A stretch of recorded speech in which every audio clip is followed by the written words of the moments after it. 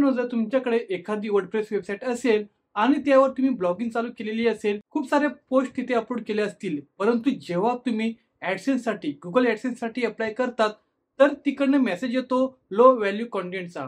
Low value कंटेंटचा हा message कशा प्रकारे सॉल्व्ह करायचा, हा एररला कशा प्रकारे सॉल्व्ह केलं जातं आणि तुमच्या वेबसाईटवर कशा प्रकारे गुगल ऍडसेन्सचं अप्रूव्हल घ्यायचं त्याची पूर्ण माहिती तुमचा राहुल भाऊ या व्हिडिओमध्ये तुम्हाला सांगणार आहे. नमस्कार मित्रांनो, माझं नाव आहे राहुल आणि तुम्ही पाहताय राहुल ब्लॉगर युट्यूब चॅनल. चला सुरू करूया. मित्रांनो, सर्वात प्रथम मी तुम्हाला एक कीवर्ड सांगणार आहे.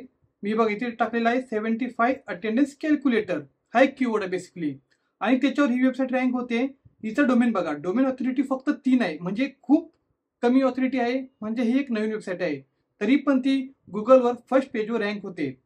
त्यानंतर इथे बघा अटेंडन्स कॅल्क्युलेटर .in, याची डोमेन ऑथॉरिटी फक्त 2% आहे, म्हणजे ही नवीन वेबसाईट आहे.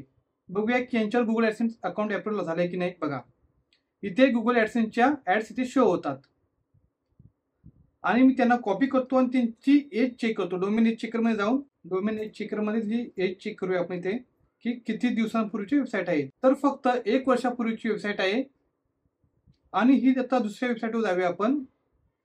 ती वेबसाईट बघूया आपण किती दिवसांची आहे. हे बघा 1 वर्ष 11 महिन्याची आहे.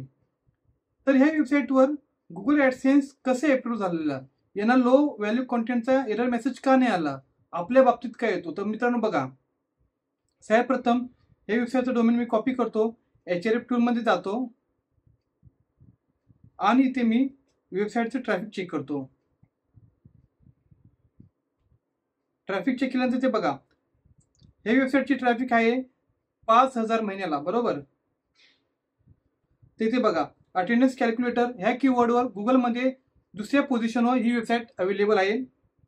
75 अटेंडन्स कॅल्क्युलेटर याच्यावर हा कीवर्ड सर्च केला तरी पण दुसऱ्या नंबरवर पोझिशनवर आहे. हे बघा कॉपी करतो. हे बघा तर इथे त्यानंतर बघा ही वेबसाईट सेकंड रँक करते, ते सेकंड रँकवर आहे आणि डोमेन ऑथॉरिटी आणि ते डोमेन ऑथॉरिटी फक्त 2% आहे, 2 आहे. तर हे लोक काय करतात मित्रांनो, ते बघा इथला मी डबल कोट टाकलाय, ह्या कीवर्डला डबल कोट मी टाकतो. त्यानंतर हा कीवर्ड चेक करा. बघा ह्या कीवर्डच्या पेज बघा 1 आणि 2, फक्त गुगलमध्ये 2च पेज अवेलेबल आहे. याचा अर्थ ह्या कीवर्डवर कोण काम करतच नाही. म्हणून तुमची वेबसाईट नवीन असेल स्टार्टिंगला तर पहिले 1 ते 1.5 वर्ष तुम्ही लो कीवर्ड्सवर काम करा. Low competition keywords, low KD असलेले कीवर्ड्स, म्हणजे जे कीवर्ड्स गुगलमध्ये आहेत पण त्याच्यावर वेबसाईट खूप कमी आहेत, खूप कमी लोक त्या कीवर्ड्सवर काम करतात. लो कॉम्पिटिशन कीवर्डवर काम करा. भले त्याच्यामध्ये ट्रॅफिक तुम्हाला महिन्याला फक्त 10-12 मिळेल, 20-30 मिळेल, पण गुगलला तशीच पाहिजे. गुगलला माहिती आहे की एज कॅल्क्युलेटर खूप सारे लोकांनी बनवलं आहे, खूप सारे लोकांनी त्याच्यावर काम ऑलरेडी केलेलं आहे.